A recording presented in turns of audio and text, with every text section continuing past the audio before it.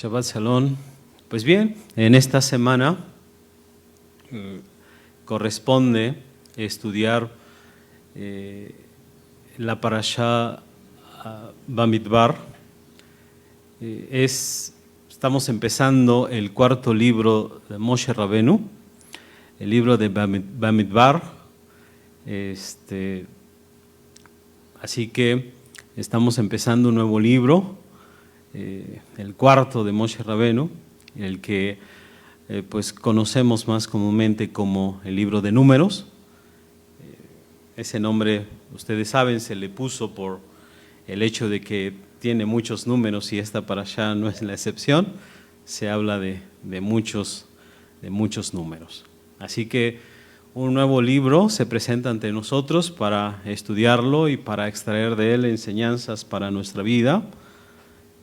Así que espero que así sea, que el Señor sea con nosotros. Pues bien, con lo que vamos a empezar vamos a dar un resumen de la parashá de la semana, esperando que con este pequeño resumen ustedes puedan recordar, y espero que hayamos leído durante la semana,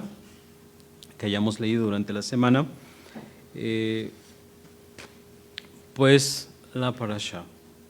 Entonces, ya ustedes saben, Números capítulo 1 hasta el capítulo 4, así que pues el resumen es el siguiente,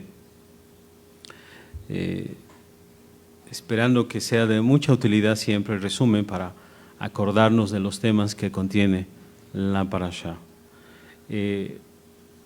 Esta parashá se nos informa que comienza, o el Señor da esta revelación durante el segundo año de la salida de Egipto. Moshe y Aarón recibieron la orden de Hashem de contar a todos los israelitas, varones cuyas edades oscilaban entre los 20 y los 60 años. Todos estos varones quedaron sujetos a cumplir el servicio militar. Una vez que Moshe y Aarón, y junto con los príncipes, contaron a los hombres, el censo reveló que 3.550 hombres estaban disponibles para cumplir los deberes en el ejército. La parashá nos informa que la tribu de Leví fue excluida del censo general, ya ustedes saben, a causa de su misión especial en el Mizkan, en el santuario. Como debía mantenerse el orden y la disciplina en todo momento, ya fuera que nuestro pueblo Israel estuviera acampado o marchando, el campamento de Israel fue dispuesto en forma o a manera de un cuadrilátero, donde el Mizkan estaba en el centro, protegido por sus cuatro lados por las tiendas de los levitas. También la parashá nos informa que las 12 tribus fueron divididas en 4 grupos, cada una de las cuales tenía el nombre de su tribu principal, y todas estas formaban el cordón exterior. Así la parashá informa que tenemos a Judá o a Yehudá junto con Isahar y Zebulún. Ellos estaban ubicados hacia el lado oriental del campamento, y la tribu de Rubén, de Shimón y de Gad acamparon al lado sur. La tribu de Efraín, Menashe y Benjamín se ubicaron en el extremo occidental, y las tribus de Dan, Asher y Naftalí en el área del norte. Durante los viajes de la nación de Israel, el grupo, todos eran liderados por Judá, marchaban al frente, seguido por Rubén, Efraín y en la retaguardia Dan. Dan era el que iba al final. Algunos comentaristas expresan que todo objeto perdido, todo lo que se quedaba, pues Dan lo recogía. Así que cuando alguien perdía algo, iba con la tribu de Dan para saber si habían recogido tal o cual objeto. Algunos comentaristas van a sostener la idea de que todo el conjunto de Israel se movilizaba como un cuadrilátero, conservando la misma forma que tenía cuando estaba acampado. Ok, bueno, pues continuando con este resumen, también la parashá nos dice que originalmente los primogénitos debían ser los elegidos para cumplir con el servicio sagrado. Pero, como ustedes saben, después del pecado del Egel Hazav o el becerro de oro, esta tarea de servir a Hashem fue quitado de los primogénitos y fue dado a los Levíim. La respuesta que se da es que los Levíim, durante el pecado del becerro de oro, ellos no participaron. Se mantuvieron fieles en todo momento. En consecuencia, o por esta razón, Moshe recibió la orden de encomendar a los levitas al sacerdocio del tabernáculo, obviamente bajo la supervisión de Aarón y sus hijos. Entonces, también la parashá nos habla que los levitas se contaron por separado y el censo de los levitas arrojó la cantidad de 22.300 levitas. Ok, continuando con el resumen, a cada una de las familias de los levitas, acuérdense que los levitas estaban constituidos por tres grandes familias, la familia de Gershon, la familia de Kehath, ustedes saben que en nuestra versión aparece como Coat, y la familia de Merari. Entonces, a cada una de estas tres grandes familias le fue asignada una tarea aparte en el servicio del tabernáculo. Por ejemplo, los Gershonim en el lado occidental eran responsables del transporte de las cubiertas del Mizkan. Los Kehatim, los de Coab, acampados en el lado sur, transportaban el arca, el Shulchan, la mesa, la menorá y los altares, ¿no? Tanto el altar del incienso como el altar que estaba afuera.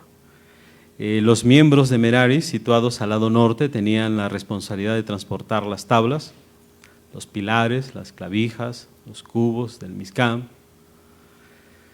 Los miembros de Queja fueron advertidos de que no debían tocar ni siquiera mirar los objetos sagrados que eran cubiertos por Aarón y sus hijos antes de ser trasladados. Eleazar, el hijo de Aarón, era el supervisor general del tabernáculo, cuidando en particular que siempre hubiese aceite para las lámparas, el incienso y la minjá continua, el sacrificio continuo, ¿de acuerdo? Y el aceite de la unción. Entonces, bueno, este es un pequeño resumen de la porción de esta semana llamada Bemidbar. Pues bien, después de esto vamos a pasar a lo que se ha preparado para esta semana. Yo espero, siempre esperamos que lo que se prepara sea bueno para ustedes, buenos para los miembros de la comunidad y que bueno, pues podamos extraer de lo que leemos enseñanzas para nuestra vida espiritual. Amén. Y que los mensajes que se puedan dar puedan servirnos para enfrentar los retos de la vida, que a medida que vamos a ir avanzando, mis amados hermanos, pues parece ser que serán más difíciles, más complicados, pero que si Hashem está con nosotros, si el Mesías está a nuestro lado, entonces podemos soportar, amén, entonces podemos continuar. Y no solo eso, sino ser fuertes y poder ayudar a las personas, porque lo que vemos, mis amados hermanos, es que todo lo que tenemos al frente nos provoca angustia, nos provoca pues pesar, nos provoca el que estemos, como dice, tensos, porque pues no sabemos lo que está adelante. Pero una cosa sí sabemos que Hashem está con sus hijos, Hashem está con los que ha tomado por hijos, Hashem está en medio de su pueblo. Y eso es lo que precisamente la parashá de esta semana indica con todo esto, este conteo, con toda esta formación de las tribus. Si preguntamos por qué Hashem esperó a hacer este conteo, una de las razones es porque el Mizkan estuviera en pie, y una vez que el Mizkan estuviera en pie, entonces podía designar lugares, podía decir dónde vas tú, dónde vas este otro, y así, mis amados hermanos, todos estuvieran con la mente puesta en Hashem, nada más.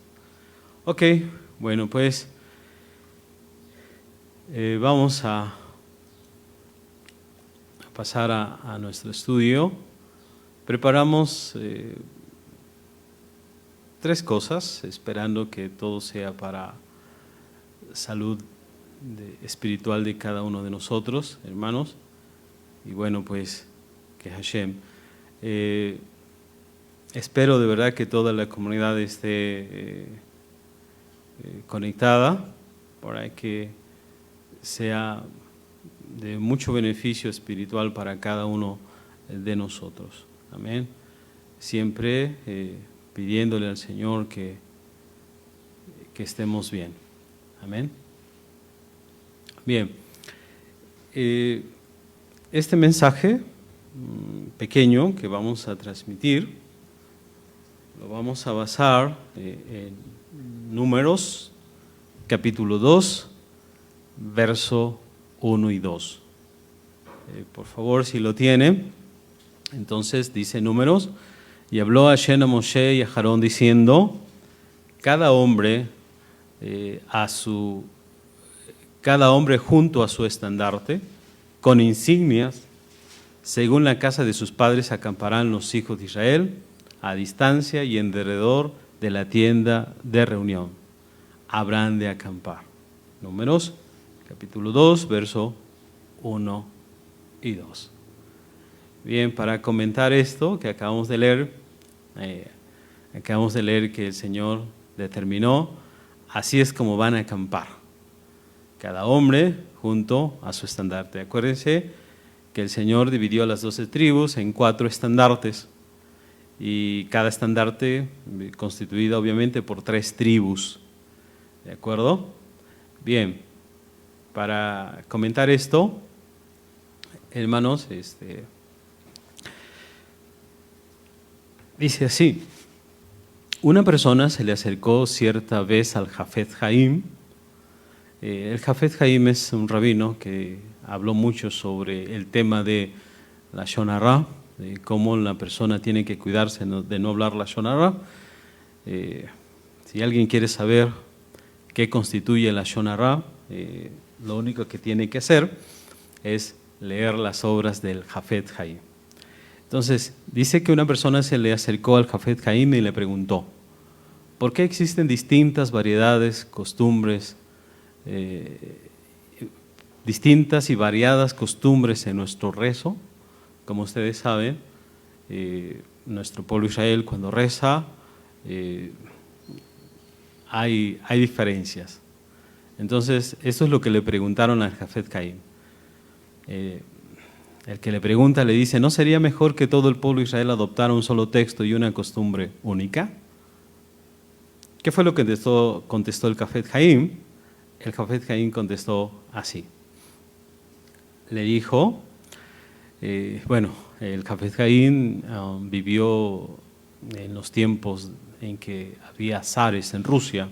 Entonces, el Jafet Haim le responde así: pregúntale al zar de Rusia por qué tiene bajo su mando tan variados servidores y soldados, la infantería, la montada, la artillería y la marina, y muchos militares más, especializados cada uno en un tipo específico de tarea. ¿No sería mejor tener un gran ejército con todo tipo de armas, con gente preparada para cualquier ataque y comandada por un solo general? Se ahorraría un montón de problemas que surgen por la diversidad de sus ejércitos. Sin embargo, continúa el Jafet Haim, cualquier persona inteligente se daría cuenta de que cada uno de los regimientos y formaciones militares tiene una función específica para cumplir, que solo él puede desempeñar óptimamente. Cada uno tiene su propio uniforme e insignias y también su propio equipo y armamento. Las condiciones de cada fuerza para la batalla son diferentes. Dice el Jafet Haim, sucede lo mismo con el ejército de Hashem. Existen variaciones en costumbres, estilos, en la formación de las plegarias, pero eso es justamente lo que hace que el servicio divino sea completo. Entonces, ¿qué respuesta dio el Jafet Haim a la pregunta que le hizo esta persona? Le dijo: el zar tiene un ejército y ese ejército no solo se compone de una sola división, hay muchas divisiones, pero todas tienen un solo propósito. Entonces, mis amados hermanos, la parashá de esta semana, la parashá Bamidbar, trata extensamente sobre los arreglos, sobre las divisiones de Israel de acuerdo a cada tribu, con sus estandartes, con sus emblemas específicos. Cada una acampaba en su ubicación correspondiente según la orden divina. Y así como acampaban, así viajaban, cada una de acuerdo a su tribu y junto a las insignias de su familia. ¿Qué es lo que aprendemos de esta formación, de cómo acampaba Israel, de cómo caminaba Israel en el desierto? Pues aprendemos, mis amados hermanos, que las variaciones, las diferencias han sido característica de nuestro pueblo Israel desde sus inicios, desde su comienzo. Y todas esas diferencias, todas esas variaciones se combinan para formar un mosaico enorme de colores. Ya estamos viendo que cada 3 tribus llevaban su estandarte y cada tribu tenía su insignia muy en particular, ¿de acuerdo? Entonces, de la misma manera, los diferentes modos de servicio, de culto, nos trae hacia un único y compartido propósito. Porque todo el pueblo de Hashem, nosotros mismos integrados a él, hacemos nuestro servicio de una manera, otros de nuestros hermanos lo hacen de otra manera, pero todos nos trae hacia un único propósito, que es servir a Hashem. Entonces, ¿qué es lo que queremos decir, mis amados hermanos? Que Hashem no quiere que todos seamos iguales. Hashem respeta nuestra individualidad, Hashem respeta cómo es cada uno. Así que lo que hace es nuestro pueblo Israel en el desierto, había muchas diferencias, había, por decirlo así, muchos colores, sin embargo, muchas banderas, sin embargo, todos caminaban con un solo propósito. Así que, por ejemplo, la palabra shalom no significa solo paz. ¿Qué es paz? Lo contrario de la guerra.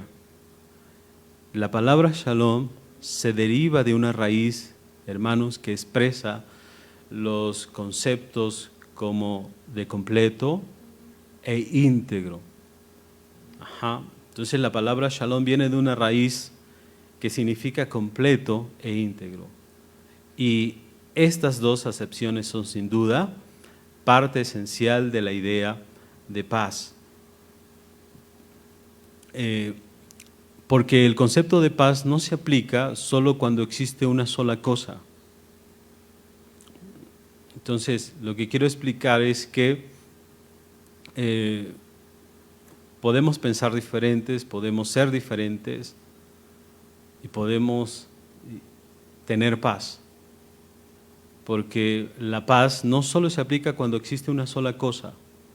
La paz solo puede existir cuando hay dos entidades separadas, cuando hay dos seres que conviven juntos, armoniosamente, entonces se puede decir que reina la paz entre ellos. Y cuanto más diferentes, cuanto más opuestos sean, y a pesar de ello conviven bien y salvan sus diferencias, más se puede afirmar que impera la paz entre ellos. Entonces, cuando le preguntan al Jafet Haim por qué hay variedad de rezo, podríamos contestar, porque es bueno, porque todo tiene un propósito. El propósito es buscar a Hashem. Amén. No podemos ser todos iguales. Entonces, cuanto más diferencias haya, pero podamos convivir, entonces más se puede decir, mis amados hermanos, que hay paz entre las personas. Ninguna diferencia es más obvia, por ejemplo, que la que existe entre un hombre y una mujer. La oposición es tan grande entre un hombre y una mujer que los sabios de nuestro pueblo Israel, ¿verdad?, han dicho que las mujeres constituyen una nación diferente, ¿no? Hace un tiempo atrás, ¿se acuerdan que escuchábamos un tema del rabino Joseph Bitton? Y Joseph Bitton decía que no solo hay un cerebro humano, sino hay dos, el del hombre y de la mujer, indicando con ello que son dos seres distintos, ¿de acuerdo? Que se piensa distinto enormemente. Entonces, ¿qué dicen los sabios de nuestro pueblo Israel? Pues los sabios de nuestro pueblo Israel dicen que la diferencia entre un hombre y una mujer es tan grande, ¿verdad?, porque las mujeres constituyen una nación diferente.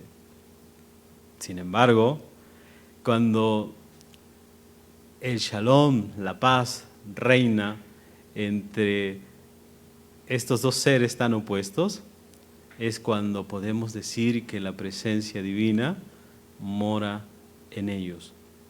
Amén. Entonces, ¿qué es lo que estamos tratando de explicar? Que no necesitamos ser todos iguales, no necesitamos pensar todos de la misma manera. Las diferencias son buenas. Además, así es como Hashem nos quiere. Amén. Así es como Hashem quiere que trabajemos. Entonces, es tan grande, hermanos, el valor del Shalom, que Dios no encontró nada mejor para que sirviera como vehículo de su bendición que el Shalom.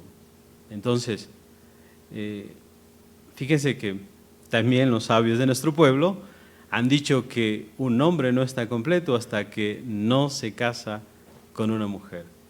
Entonces, cuando cada una de las partes, en este caso el hombre y la mujer, se completa, ¿no? Eso hace, hermanos, que haya paz. Entonces, un hombre no tiene que ser igual a su esposa, ni la esposa tiene que igual a su mujer, se tienen que complementar. Y cuando se complementan a pesar de las diferencias, entonces se puede hablar de que existe shalom, de que existe paz. Entonces, la parashá nos enseña cuál es la perfecta disposición para Israel. ¿De acuerdo? Todas las tribus eran diferentes, todas las tribus fueron ordenadas por sus campamentos y cada una de las tribus debía cumplir su propia y específica función. No todas cumplían lo mismo, cada una de ellas debía cumplir su propia y específica función. Dentro de esta disposición del Mishkan, el Mishkan es el que viaja en el centro de ellos y Dios afirma entonces, yo moraré en medio de ellos. Entonces, ¿qué es lo que une a la diversidad que es nuestro pueblo Israel?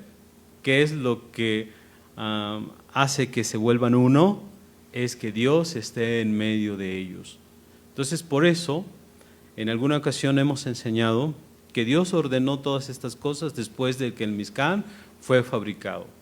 Porque el Mishkan sería lo que aglutinaría, lo que uniría a todas las tribus, no obstante sus diferencias, no obstante que cada una tuviera su estandarte. Como ustedes saben, cada una se agrupara en torno a dos tribus más. No obstante eso, lo que haría que estuvieran unidos siempre sería el Mishkan que estaba en el centro. Entonces, nosotros podemos tener diferencias y eso es muy bueno. Nosotros podemos pensar de manera distinta y eso es muy bueno. ¿Qué es lo que nos tiene que unir? Lo que nos tiene que unir es Hashem, ¿no? Es nuestro Mesías. Entonces, desde un punto de vista muy, diríamos, muy estrecho, se podría pensar que las variaciones en función y carácter podrían llevar a una situación de pleito, de hostilidad, de conflictos. Pero desde una óptica más amplia, es posible apreciar cómo cada uno puede completar al otro y unirse a todos en una perfecta armonía. Entonces, las diferencias pueden unir y hacer que una comunidad, hacer que un pueblo como nuestro pueblo Israel funcione. Entonces, nuestro pueblo Israel, todos juntos, unidos a pesar de sus diferencias, porque la tribu de Judá era diferente a la tribu de Rubén. La tribu de Rubén era muy diferente a la tribu de Benjamín. La tribu de Benjamín era muy diferente a la tribu de Dan. Sin embargo, cada una de ellas trabajaba por el bien de Hashem. Hashem era la meta final. Entonces, podemos marchar, podemos unirnos a pesar de las diferencias. Entonces, el pueblo de Israel y todos juntos, unidos a pesar de las diferencias que tenía, ¿verdad? O nosotros mismos a pesar de nuestras diferencias que llegamos a tener, si tenemos en el centro a Hashem, seremos capaces de marchar como un solo hombre y con un solo corazón. Y con ello podremos cumplir la voluntad de nuestro Padre que está en los cielos. Así que había estandartes, 3 tribus se aglutinaban y cada una de ellas tenía su estandarte, otras 3 tribus también se unían y tenían su estandarte, eso les daba sentido de pertenencia y además cada tribu era muy diferente, sin embargo los unía Hashem. Así también nosotros, mis amados hermanos, bueno, estamos muy cerca de celebrar Shavuot, la fiesta donde Hashem entregó su Torah. Entonces tenemos que prepararnos para recibir la Torah unidos, para renovarnos con fervor y en esta fiesta de Shavuot. Y si nos acercamos unidos, si estamos unidos, entonces quizás tengamos el mérito de acercarnos a nuestra redención final, esperando que así sea. Amén. Entonces, este es un primer mensaje que damos, mis amados hermanos, acerca de por qué dice en Números capítulo 2, 1 y 2, las tribus acamparán conforme a su estandarte. Y conforme a la pregunta que le hicieron al Jafet Haim, que por qué el pueblo de Israel es variado.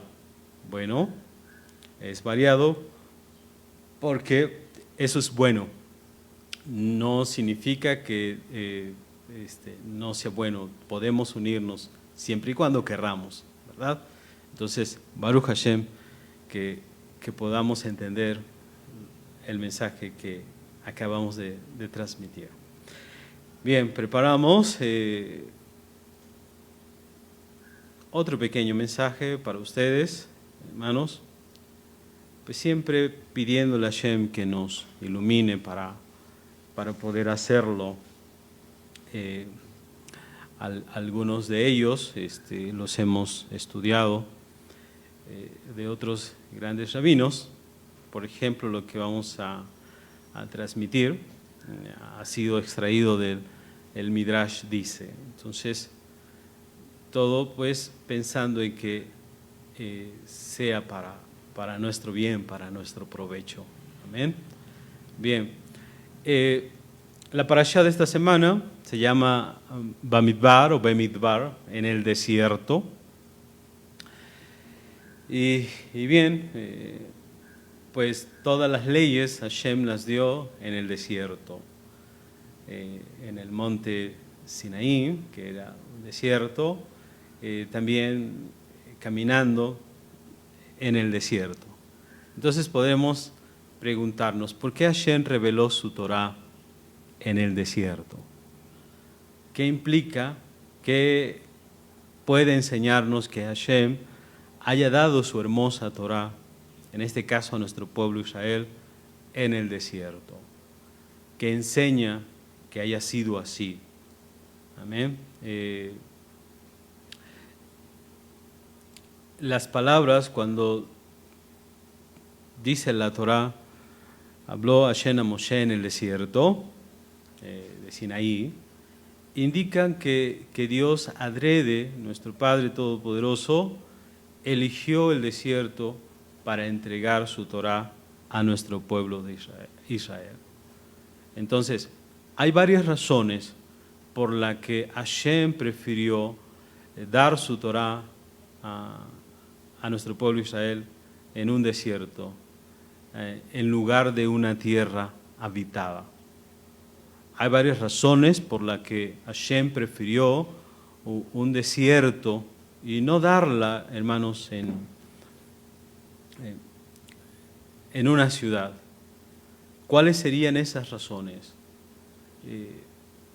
Ejemplo, si la Torah hubiese sido entregada en Eretz Israel, entonces, ¿qué pasaría? Bueno, pasaría que sus habitantes alegarían que ellos tendrían una relación especial con la Torah. Entonces, Hashem habló en un lugar donde las personas disfrutaban de libre acceso a fin de instruir a todas las personas.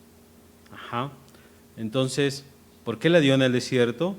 Para que todos tuvieran acceso, para que nadie dijera, la Torah es mía, Dios me la dio a mí únicamente. Nos la dio en el desierto con el propósito de que toda persona pueda tener acceso a estudiar Torah. Así que, ¿quiénes pueden estudiar Torah? Todos. No hay alguien que no pueda hacerlo. Por eso fue dada en el desierto. Amén. También podemos explicar que Hashem, revelando su Torah en el desierto, nos quiere enseñar que si una persona quiere volverse grande en el estudio de la Torah, debe hacerse a sí mismo como un desierto. ¿Qué es esto? Es hacerse sin dueño. El desierto es un lugar que no tiene dueño. Entonces, al dar la Torah en el desierto, quiere enseñarnos el Todopoderoso que la persona debe hacerse como si él no tuviese dueño. Ahora, para explicar esto ¿qué implican estas palabras de que debe hacerse como alguien que no tiene dueño? ¿Qué implican estas palabras? Bueno, pues implican que así como en un desierto toda persona puede pisar sobre él, así una persona debe ser humilde. Humildad es la conciencia de la propia pequeñez de uno. Es una virtud necesaria para tener el éxito en el estudio de la Torá y para una vida buena, para una vida feliz en este mundo. Entonces, así como el desierto es sin dueño, el hombre que estudia Torá debe hacerse sin dueño. En este caso estamos diciendo que implica que debe ser humilde. Como el desierto es humilde, ¿verdad? No tiene, vegetación, no tiene de que pueda enorgullecerse, por decirlo así. ¿De acuerdo? Ok. ¿Qué más implica que la persona debe hacerse sin dueño? Volviéndose como un desierto, también implica que una persona debe estar lista para sacrificar el confort material por la Torá. O sea que estudiar Torá cuesta. ¿Cómo se dice? Cuesta. ¿Por qué cuesta? Bueno, porque hay que sacrificar. Entonces, el concepto de desierto sugiere lo opuesto a la civilización con su confort, a la civilización con sus lujos materiales. Así una persona que pueda tener esperanza en el progreso del estudio de la Torá y cumplir los mandamientos, debe estar preparado para hacer sacrificios en todo lo relacionado con el mundo. Entonces, la persona tiene que hacer sacrificios para estudiar Torá. Entonces, eso es lo que significa hacerse sin dueño. En este caso, que no lo posean las cosas materiales, que no lo posea el confort, los lujos. Amén. ¿Qué más significa que sea sin dueño? Una característica que tiene el desierto es su vaciedad. Bueno, nosotros sabemos, ¿verdad?, que si observamos detenidamente al desierto, pues hay animales, hay vegetación, obviamente, a veces es pequeña, pero sí existe, ¿no? Pero normalmente la impresión que nos da el desierto es de vaciedad, ¿no? Es como de un lugar que está solo. Entonces, ¿qué nos enseña esto? Que el intelecto de una persona debe ser como el desierto, libre de elementos extraños, antes de que ideas o pensamientos de la Torá puedan enraizarse en él. ¿Por qué a veces no puede introducirse en la persona las mitzvot de Hashem? Porque la persona trae en él cosas ya sembradas, posee cosas sembradas, cosas que sembraron otras personas. Y entonces la Torá de Hashem no se enraiza. ¿Y por qué no se enraiza? Porque no está vacío, porque no puede crecer algo, porque ya hay algo que está creciendo en él. Entonces, la persona tiene que vaciarse. Toda persona que estudia Torá tiene que vaciarse de sus ideas, de sus conceptos, de sus pensamientos, de quizás cómo fuimos educados, de quizás cómo fuimos llevados, ¿verdad? Por ejemplo, nosotros que venimos de la corriente cristiana, fuimos adoctrinados y de verdad que se nos pegaron firmemente muchas cosas. No todo lo que nos enseñaron está mal, no todo lo que nos enseñaron habría que desecharlo. No, hay cosas buenas, bueno, toda vez que el cristianismo tiene raíces hebreas, ¿no? Entonces algo de lo que nos habrán enseñado funciona y sirve para nosotros. Pero de verdad, si nosotros queremos estudiar Torah, si nosotros queremos aprender Torah, que Hashem nos enseñe Torah, sí necesitamos vaciarnos. Nuestro intelecto debe estar libre de elementos extraños a la Torah. Muchas veces no aceptamos cosas, no entendemos cosas, porque hay algo ya en nosotros. Y eso no nos permite que la Torah entre y se enraice y pueda dar frutos la Torah. ¿De acuerdo?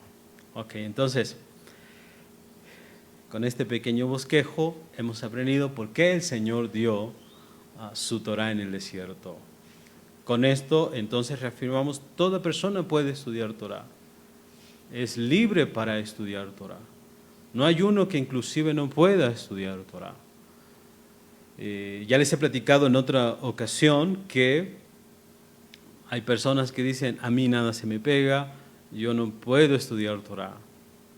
Bueno, pues cuando Hashem nos llame a cuentas y nos diga, ¿por qué no estudiaste Torah? No vamos a poder justificar el por qué no estudiamos Torah. ¿Y por qué no vamos a poder justificar el por qué no estudiamos Torah? Bueno, porque se nos van a hacer preguntas, y esas preguntas que se nos van a hacer, oyes, ¿y trabajabas? No, pues sí. ¿Y era complejo tu trabajo? No, pues había que programar computadoras, había que hacer esto, había que hacer esto otro, ¿de acuerdo? Y era una cosa difícil, entonces va a decir, oyes, ¿y cómo es que no estudiaste Torah? ¿De acuerdo? ¿Cómo es que no aprendiste Torah? Acuérdense, el hombre no puede justificar el que no estudie Torah. Entonces, la Torah fue dada en el desierto, por eso dice en el desierto, para que todo hombre, toda persona pueda acceder a la Torah. Y este es el pensamiento de nuestro pueblo Israel. El pensamiento de nuestro pueblo Israel es: toda persona puede estudiar y debe estudiar Torah. Amén. Entonces, Baruch Hashem, que hoy lo estamos haciendo, esperando que sea para nuestro bien. Amén. Ok, bueno, revisando en las semanas, mis amados hermanos, me encontré con un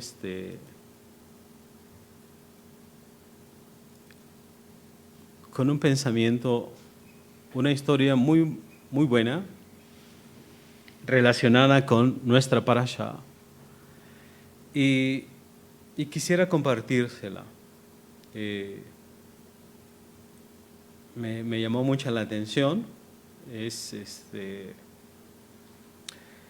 un Maor HaShabbat de la comunidad Chabad Ahim de Lanús, Argentina, y quisiera compartírsela con ustedes porque me parece que tiene un mensaje muy bueno para nosotros. Entonces, empiezo con ello, espero que nos ayude mucho, ¿de acuerdo? Es una historia y al final tiene una reflexión para nosotros, ¿de acuerdo? Si sigo teniendo tiempo, entonces pasaremos al tema de contar. ¿Por qué el Señor mandó a contar? Y si está prohibido contar, si se puede contar o no se puede contar, ¿de acuerdo? Bien, ¿por qué nuestro pueblo Israel dice que no se puede contar? Y que si se cuenta, pues hay peligro del Ain Hara, del mal de ojo, ¿de acuerdo? Y que por lo tanto no se cuenta, y que por lo tanto hasta se cuenta con un verso o con cosas, pero no se cuenta directamente. Eso creo que sí nos va a dar tiempo, ¿ok? Entonces, dice así: a Aarón, un hombre de 30 años, debía tomar el colectivo que salía a las 3:30 de la mañana, desde Bet Shemesh hacia Jerusalén. Lamentablemente se retrasó unos minutos y perdió su colectivo, por lo que tuvo que esperar el día siguiente, que partía a las 7 de la mañana. A esa hora subió al transporte, dio unos pasos en el pasillo y eligió sentarse en uno de los primeros asientos, atrás del conductor. Una vez que se acomodó, sacó de su maletín un libro de Torá y comenzó a estudiar con mucho ímpetu, con la lucidez propia de las primeras horas de la mañana. Una vez que el micro abandonó la ciudad, sacó el sidur de su maletín y leyó con concentración la tefilá del viajero, aquella que dice: que sea la voluntad delante de ti, que nos encamines en paz, que nos salves, etcétera, etcétera. Cuando terminó, más relajado, volvió a guardar su sidur y se concentró nuevamente en su estudio. El viaje se desarrolló correctamente, sin tropiezos, hasta que el colectivo llegó a una curva peligrosa. Frente a ellos un gran cartel advertía: circule con precaución, zona peligrosa. De pronto, una voz que venía de los primeros asientos del vehículo, cerca de donde se encontraba el conductor, exclamó: «¡Hey, David, levántate!». Miró con atención y vio a una persona que golpeaba la espalda del chofer gritando: «David, David, ¿qué te sucede? Dios santo, apiádate de nosotros». Inmediatamente Aarón cerró su libro y de un salto se acercó al asiento del chofer. En ese momento el colectivo comenzó a tambalearse y a zigzaguear para un lado y el otro, golpeando en su carrera contra un cerco bajo que había al borde del precipicio y ganando velocidad en la pendiente. Los pasajeros comenzaron a comprender que estaban en serio peligro. Aarón verificó que el conductor estaba con su cabeza echada hacia atrás, sin conocimiento. Probablemente se trataba de un ataque cardíaco o algo parecido, que había hecho que perdiera el control sobre su cuerpo y también sobre el vehículo. Había quitado sus manos del volante y sus pies de los pedales. Aarón se estremeció. No tenían chofer. El colectivo estaba sin control. Los pasajeros gritaban, presas del pánico. El vehículo seguía zigzagueando, mordía la banquina y retomaba la ruta. Parecía que se precipitaba al vacío, chocaba contra el cerco y volvía al camino. Aarón vio la muerte frente a sus ojos y gritó: «Shema Israel». No tenía licencia para conducir y tampoco sabía hacerlo. Solo una vez, unos años atrás, manejó durante unos minutos el auto de su amigo dentro de una playa de estacionamiento que estaba cerrada. Todos sus conocimientos atesorados durante esa experiencia de unos cuantos minutos le sirvieron para saber que un vehículo tiene dos pedales, el acelerador y el freno, y además cuenta con un freno de mano. No tenía nada que perder. La situación era por demás crítica. Decidió que debía hacer algo. Torció apenas el volante hacia la izquierda y el colectivo, que estaba a punto de caer, volvió al centro del camino, pero continuó bajando por la pendiente. Inmediatamente extendió su pierna izquierda tratando de alcanzar el pedal más ancho y lo presionó suavemente, ya que no sabía si se trataba del acelerador o del freno. Sintió que el colectivo frenaba levemente y dedujo que había tocado el freno. Mientras tanto, el griterío de los pasajeros iba en aumento. Unas señoras que se encontraban en los últimos asientos comenzaron a comprender por los movimientos y los gritos que se encontraban frente a una tragedia. En ese momento, Aarón presionó el pedal con toda su fuerza y sintió cómo todas las personas que estaban detrás de él se le caían encima. El colectivo frenó completamente. Mientras que Aarón buscaba dónde estaría el freno de mano, el chofer comenzó a recobrar la conciencia. Empalidecido, visiblemente debilitado y con un hilo de voz, le dijo: no me siento bien, necesito un poco de aire. Aarón mojó su cara con un poco de agua y una vez que se repuso un poco más, le preguntó, David, ¿este es el freno de mano? El conductor asintió con su cabeza.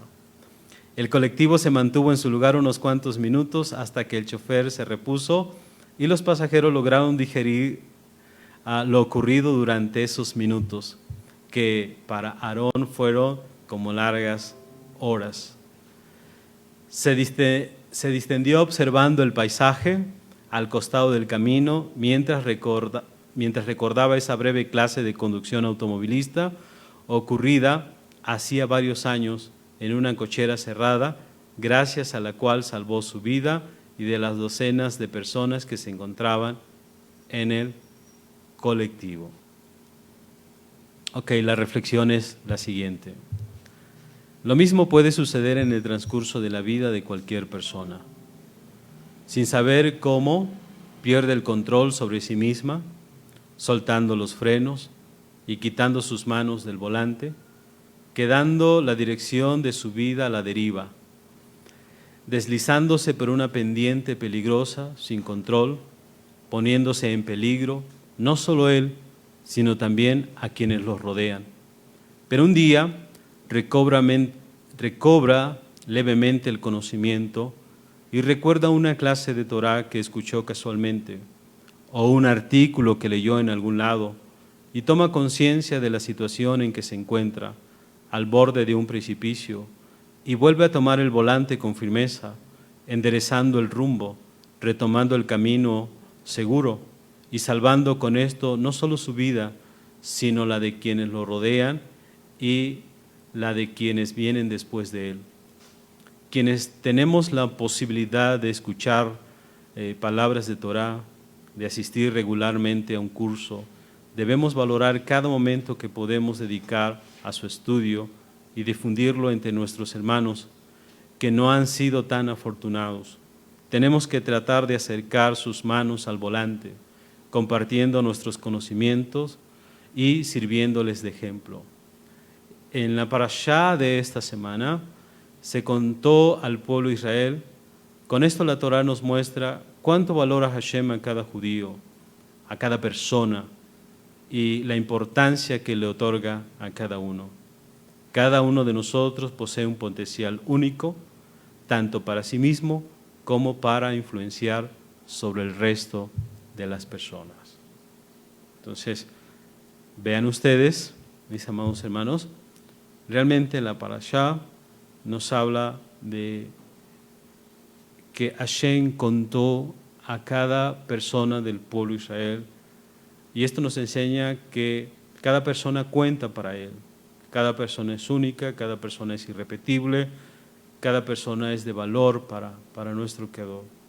Así que, si nosotros tenemos la oportunidad de influenciar, de hablar, de llevar el mensaje de la Torá, el mensaje de nuestro Ribi Yeshua, las enseñanzas de nuestro Ribi, tenemos que hacerlo. Es importante hacerlo porque la transformación que nosotros tengamos también la pueden tener otras personas. Es necesario que sea así. Amén. A Hashem le interesan todas las personas. Así que en esta parashá se nos invita a reconocer esto, que al contar Dios o Hashem a cada persona de nuestro pueblo Israel, significa que cada una de ellas es valiosa para nuestro Creador. Amén. Ok, esta es una pequeña reflexión que encontré por allí y espero, hermanos, que nos pueda servir. Amén. Bueno, todavía tenemos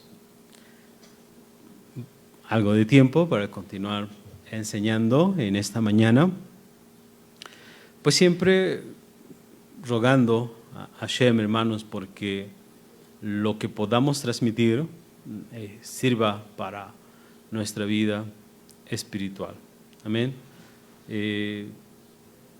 Es importante que cada uno de nosotros sepa, entienda que la Torá es algo que tenemos que leer no solo para leer y dejarlo en el olvido, sino para aplicarlo en nuestra vida. La Torá no pasa de moda, la Torá no es vieja, no es anciana, la Torá está siempre presente. Amén. Y siempre tiene mensajes para nosotros. La Torá es Torá de vida, es Torá Haim. Amén. Así que por ello estamos estudiando Torá en esta mañana. Ok, bueno, lo siguiente que quiero estudiar con ustedes es el asunto del censo. Bien, en este libro que acabamos de empezar, se llama Números. Es, creo que, un nombre muy lógico que se le dio no por la parte hebrea, ¿verdad? Es un libro que nos va a hablar de muchos números, entonces creo que por ahí no tenemos conflicto en entender por qué se le llama números, ¿de acuerdo? Porque hay censos y más censos y más censos, ¿ok? Entonces, lo que tenemos que preguntarnos, ¿verdad? ¿Por qué el Señor cuenta? ¿Acaso Él no sabe las personas que componen su pueblo? ¿Por qué cuenta Hashem? ¿De acuerdo? ¿Y por qué tiene una particularidad al contar? ¿Por qué cuenta de cierta forma? De aquí, nuestro pueblo de Israel ha enseñado, ¿verdad?, que no se puede contar. Y que si llegas a contar, lo tienes que hacer de manera indirecta, que no puedes decir 1, 2, 3, 4, 5, sino que tienes que contar a través con un objeto, y que solamente así se puede contar a Israel. Ya les he platicado en otras ocasiones que en una ocasión Alejandro Magno quiso contar al pueblo de Israel y no se lo permitieron. Le dijo, está prohibido contar al pueblo de Israel. Y le dijo, bueno, entonces ¿cómo puedo saber cuántos judíos, cuántos hebreos hay? Dice, bueno, pues puedes contar las colas de los animalitos que se sacrifican en Pesa, y así podrás tener un número aproximado del pueblo de Israel. Y así lo hizo, y de acuerdo a eso pudo tener una idea aproximada del número de los hijos de Israel en su tiempo. Entonces, ¿está prohibido contar? ¿La Torá prohíbe contar? ¿O no? ¿O sí se puede contar? Bueno, pues lo que vemos en la parashá de esta semana es que no está prohibido contar. ¿Amén? Se puede contar. El asunto de que no se puede contar es asunto de los jamín, de los rabanim, ¿de acuerdo? Pero ellos mismos entienden que sí se puede contar, nada más que de otra forma. Ok, entonces, ¿por qué Hashem haría un censo? ¿Cuál es el propósito de hacer un censo? Ya hubo un censo en Shemot, ¿de acuerdo? ¿Y por qué el Señor, después de que Israel pecó con el becerro de oro, contó al pueblo? Y otra vez, ahora empezando este libro, vuelve a contar al pueblo. ¿Cuál es el propósito de contar? Amén. Entonces, quiero mostrarles algunos motivos que podrían ser puramente humanos y otros motivos, vamos a decirlo así, del cielo. ¿Por qué el Señor contaría a su pueblo? Entonces, un motivo puramente humano, puramente físico, vamos a decirlo, ¿por qué el Señor cuenta? Bueno, para esto sí quiero que lean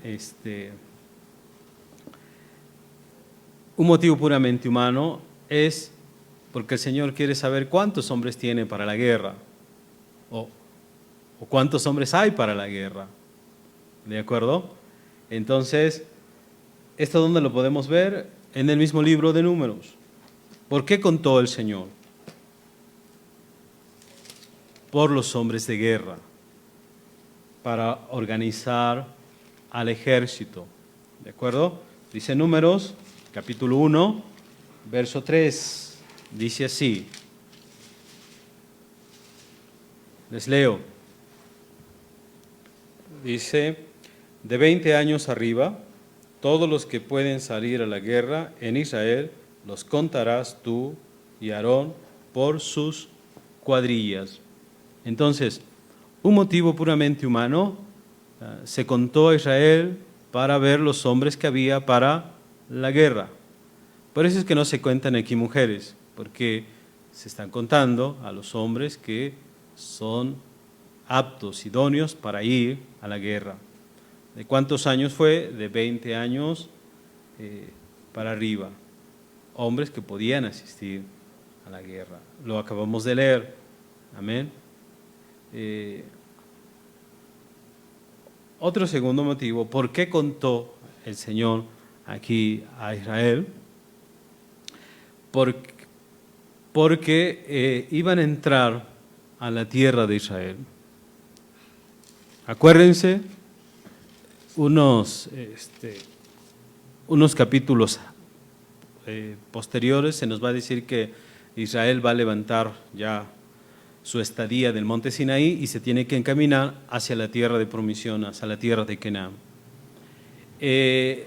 Realmente lo que va a pasar después de que van a levantarse contra Hashem y Hashem los va a castigar y van a vagar por el desierto 40 años, eso todavía no está en el pensamiento, eso ocurre después. Entonces, una vez que se levantaran del monte Sinaí y subieran a conquistar la tierra de Canaán, entonces estaban a un mes, 2 meses, no era mucho tiempo. Entonces tendría que contar al pueblo para de esta manera repartir la tierra. Acuérdense que entrando pues se tenía que repartir la tierra y entonces se tenía que saber, estoy hablando de motivos puramente humanos, se tenía que saber pues cuántos constituían cada tribu, ¿de acuerdo? Entonces, ejemplo, si había una tribu que tenía 80,000,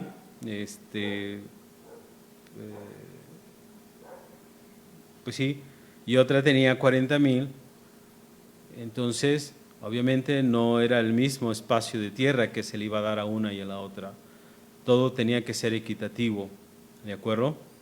Entonces, a quien tuviera más población, más personas de 20 años, se le iba a dar más tierra, a los que tenían menos, pues obviamente menos, y así. Entonces todo tenía que ser de manera equitativa. Además se tenía que ver, por ejemplo, si a alguien le tocaba una tierra árida, a alguien más le tocaba una tierra fructífera, ¿de acuerdo?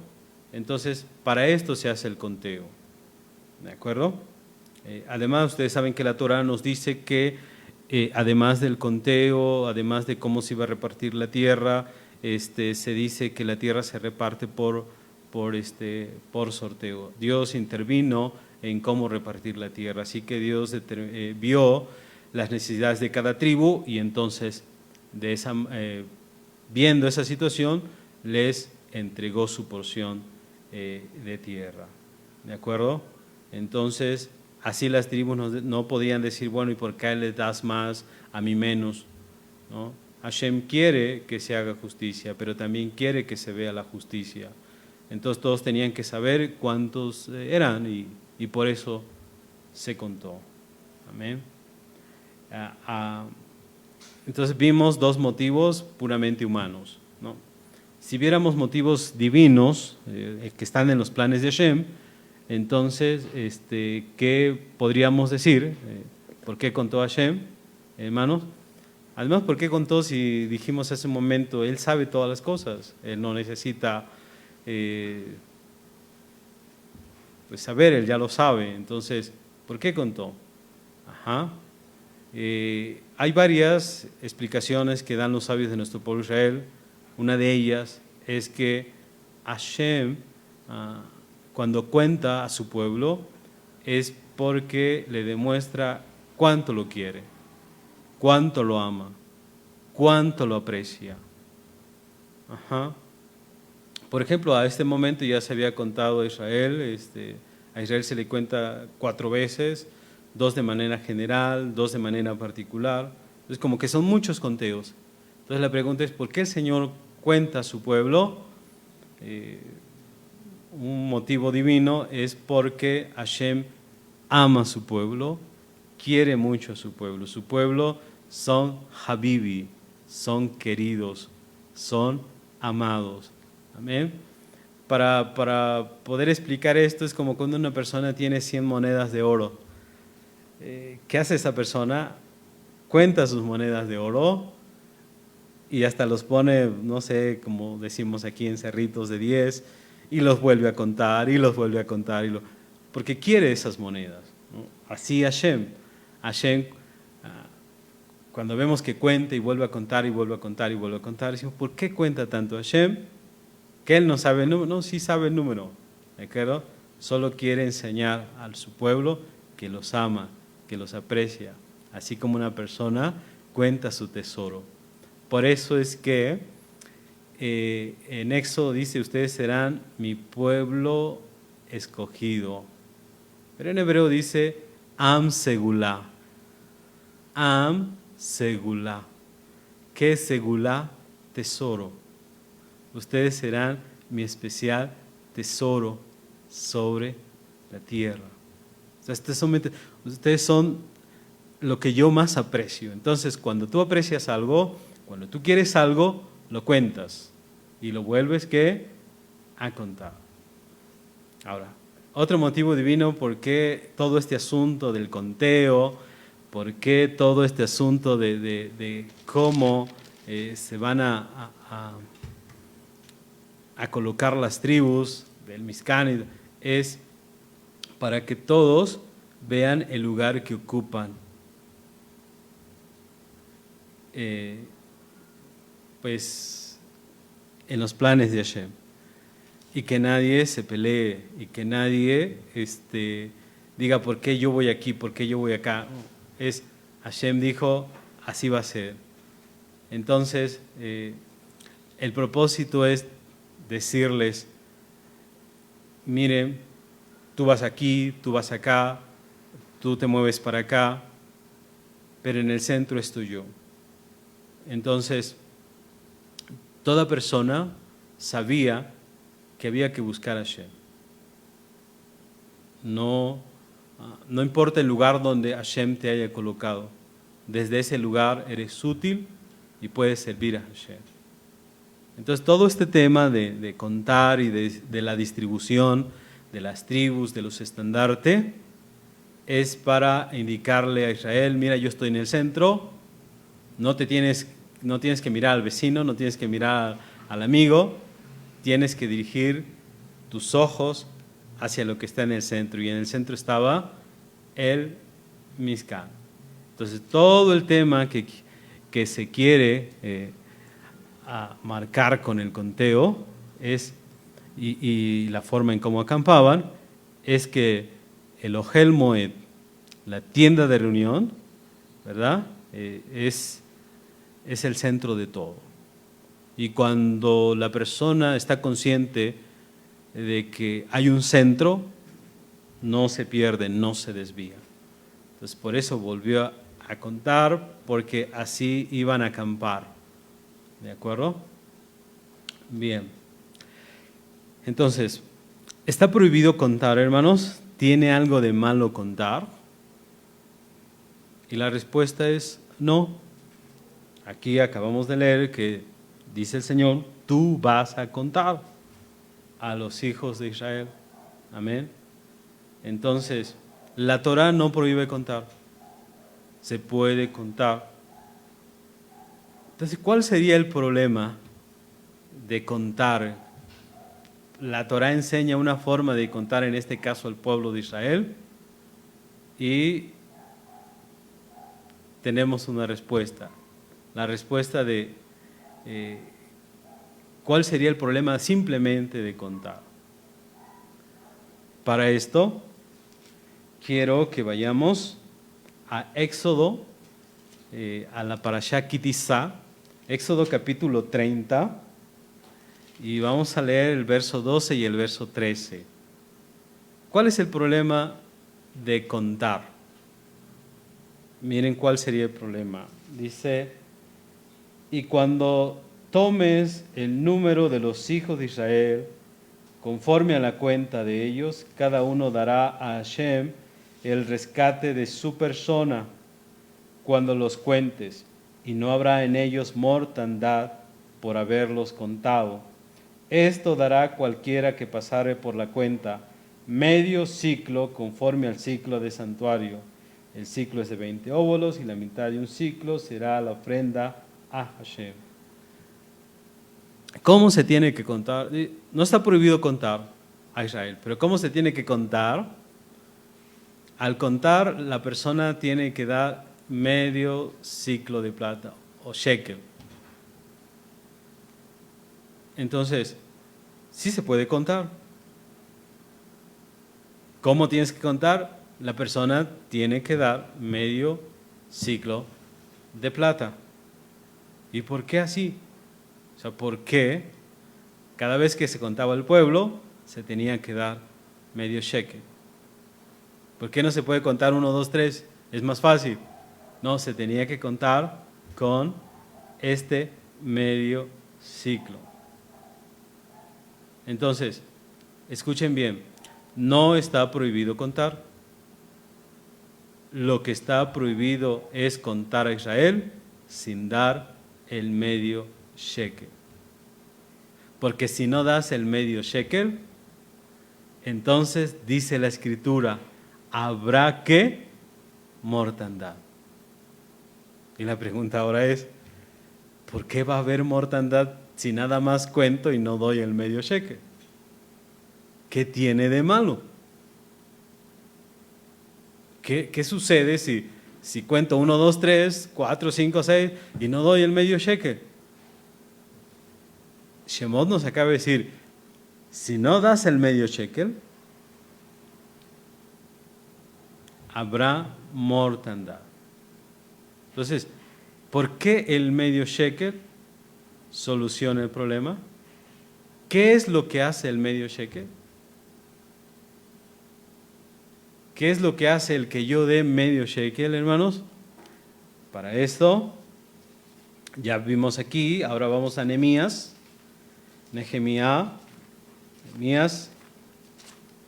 capítulo 10, verso 32, 33. Capítulo 10, dice, impusimos además por ley el cargo de contribuir cada año con la tercera parte de un ciclo. Aquí luego vemos por qué dice la tercera parte de un ciclo, pero lo que quiero que vean es la idea. Dice, para la obra de la casa de nuestro Elohim, para el pan de semblantes o de proposición, para la ofrenda continua y para el holocausto continuo de los Shabbatot, de las lunas nuevas, de las festividades, para las santificaciones y sacrificios por el pecado, para expiar a Israel y para toda la obra de la casa de nuestro Elohim. Entonces, ¿cuál es el problema de contar y no dar el medio shekel?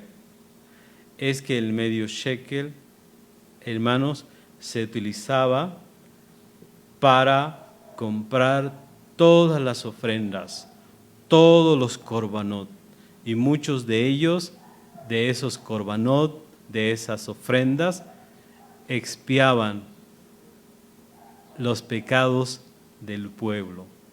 Entonces, cuando tú cuentas y no das el medio shekel, no contribuyes. Escuchen bien, no se contribuía para las ofrendas del santuario.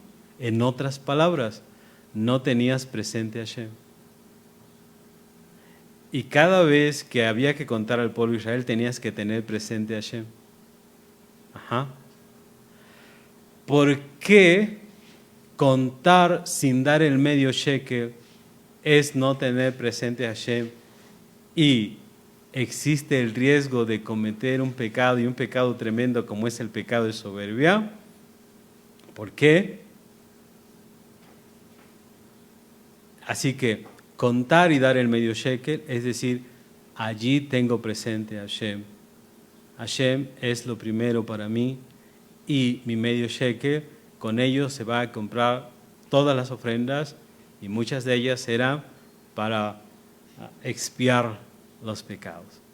Ok, entonces, si yo cuento y no doy el medio shekel, hay un riesgo. ¿Cuál es ese riesgo? El riesgo de caer en la soberbia. ¿Cómo sería esto? Si Moshe hubiera contado al pueblo de Israel sin el medio shekel, entonces todo es puramente humano y hubiera dicho, ¿cuántos somos? 800,000 hombres. Entonces tenemos un músculo muy fuerte, muy grande, tenemos mucha fuerza, ¿no?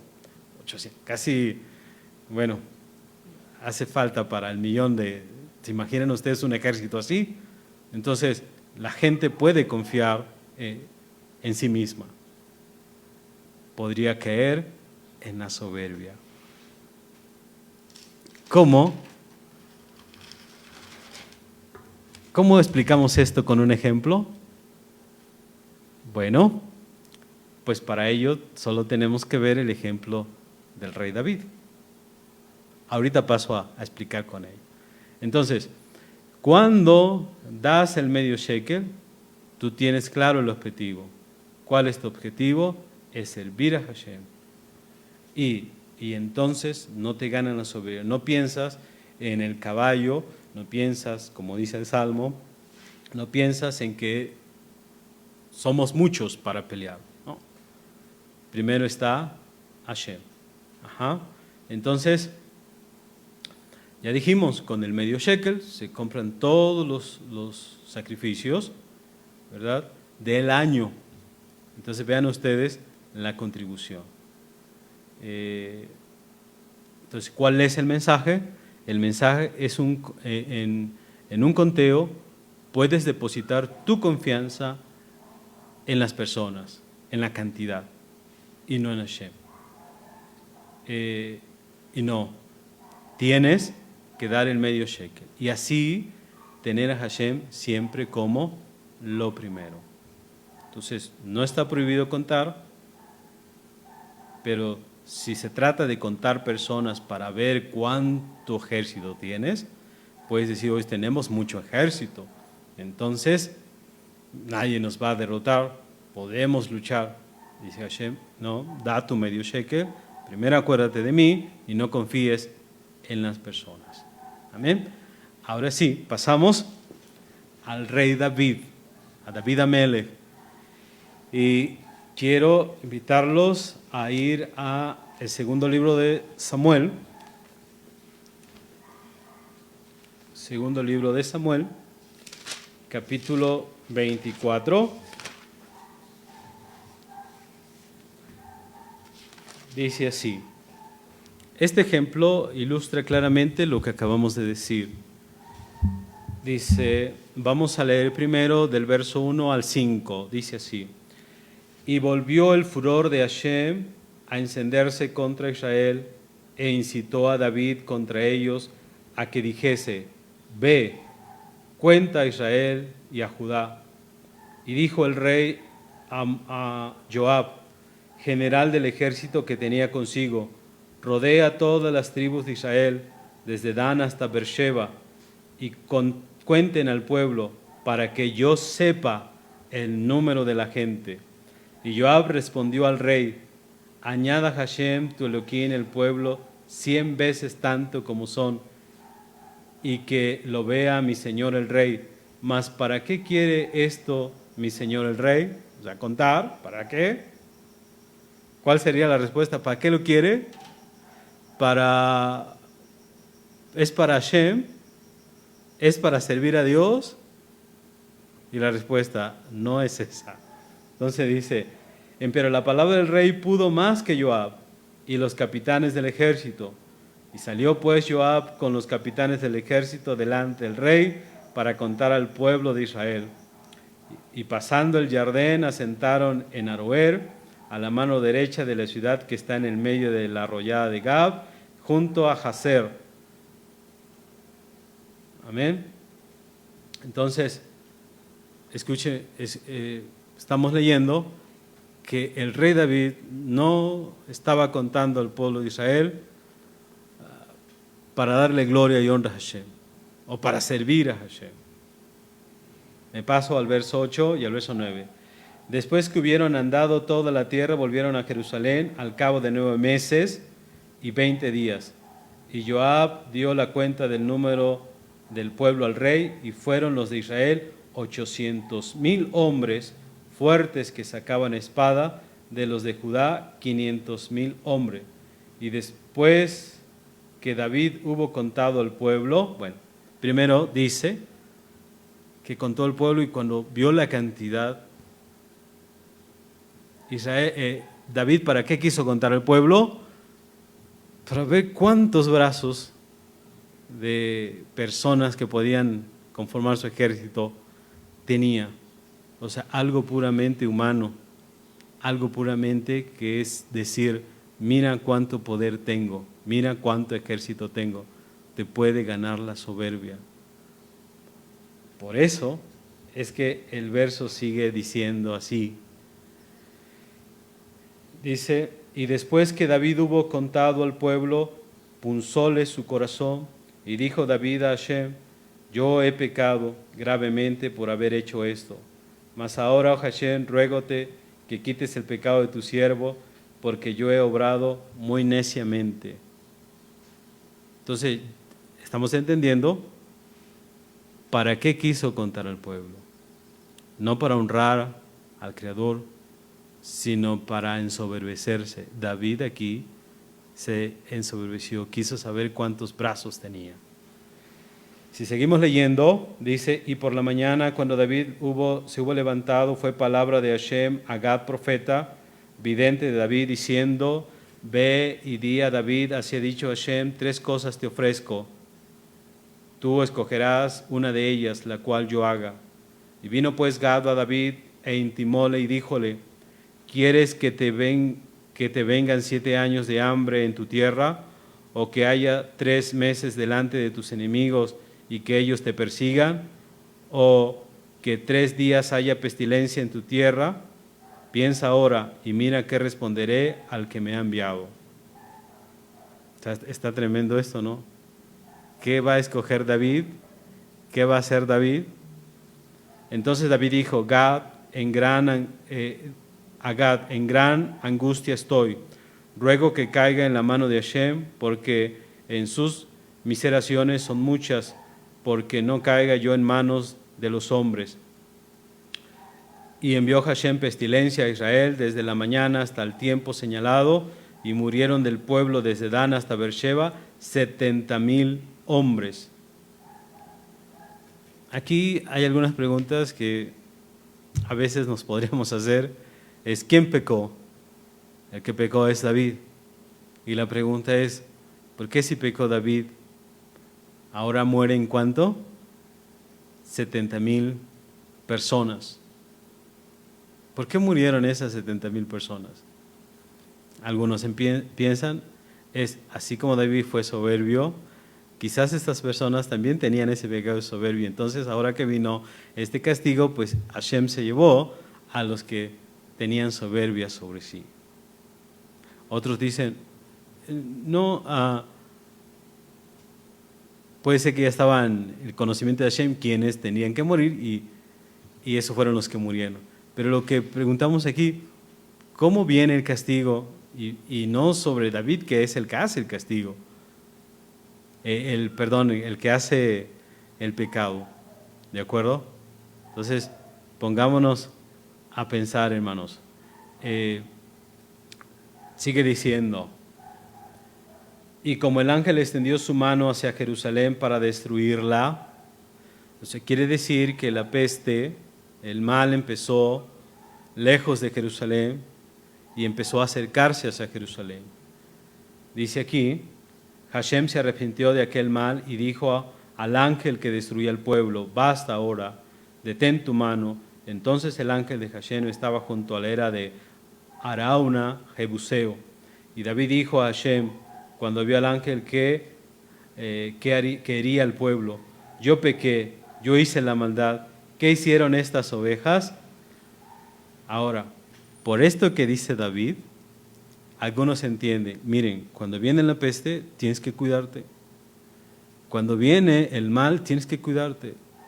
No importa que te portes bien, que estés bien delante de Hashem. Cuando viene la peste, si no te cuidas, entonces te puede tocar. Porque aquí David claramente dice, yo pequé. ¿Estos qué hicieron? Entendiéndose, estos no hicieron nada, no hicieron lo que yo hice. Entonces, cuando hay peste, por eso es que nuestro pueblo Israel dice, miren, cuando hay peste, como lo que ahora tenemos, tienes que ser precavido. A lo mejor no te toca, pero por no ser precavido te puede tocar. Entonces tienes que ser precavido. Ahora, y David dijo a Hashem, cuando vio al ángel que hería al pueblo, yo pequé, yo hice la maldad. ¿Qué hicieron estas ovejas? Ruégote que tu mano se torne contra mí y contra la casa de mi padre. Y Gad vino a David aquel día y díjole, sube y haz un altar a Hashem en la era de Arauna Jebuseo. Y subió David conforme al dicho de Gad que Hashem le había mandado. Y mirando a Arauna vio al rey y a sus siervos que pasaban a él. Saliendo entonces Arauna inclinóse delante del rey hacia tierra. Y Arauna dijo, ¿por qué viene mi señor el rey a su siervo? Y David respondió, para comprar de ti era para edificar altar a Hashem, a fin de que la mortandad cese del pueblo. Acuérdense que cuando se daba el medio shekel, dijo la escritura, para que no haya mortandad. ¿Cómo se va a parar aquí la mortandad? Otra vez se va a parar con dinero, otra vez se va a parar con una ofrenda, ¿de acuerdo? Entonces, dice aquí, Arauna dijo a David, tome y sacrifique, mi señor el rey, lo que bien le pareciere, aquí bueyes para el holocausto y trillos y otros pertrechos de ovejas para leña. Todo lo da como un rey Arauna al rey. Luego dijo Arauna al rey, Hashem tu Elohim te sea propicio. Y dijo el rey a Arauna, no, sino por precio te lo compraré, porque no ofreceré a Hashem y Elohim holocaustos sin pagar. Entonces David compró la era y los bueyes por 50 siclos de plata, y edificó allí David un altar a Hashem, y sacrificó holocaustos y pacíficos, y Hashem se aplacó con la tierra, y cesó la plaga de Israel. Entonces, ¿qué fue lo que pasó? David contó al pueblo de Israel sin un propósito. Siempre que se tiene que contar al pueblo de Israel, tiene que ser con un propósito, y el propósito es reconocer a Hashem, es servir a Hashem, es darle gloria a Hashem, es tomar en cuenta a Hashem. Cuando David no lo hizo así, entonces pecó, y vino la peste, y vino la plaga, y como dice aquí, vino la mortandad. ¿Cómo se aplacó la mortandad? Cuando David resarció de cierto modo al comprar animales y al comprar el lugar para sacrificar a Hashem. Tienes que acordarte siempre de Hashem. Amén.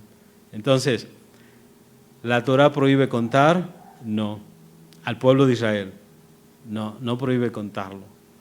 ¿Por qué se contaba siempre con el medio shekel?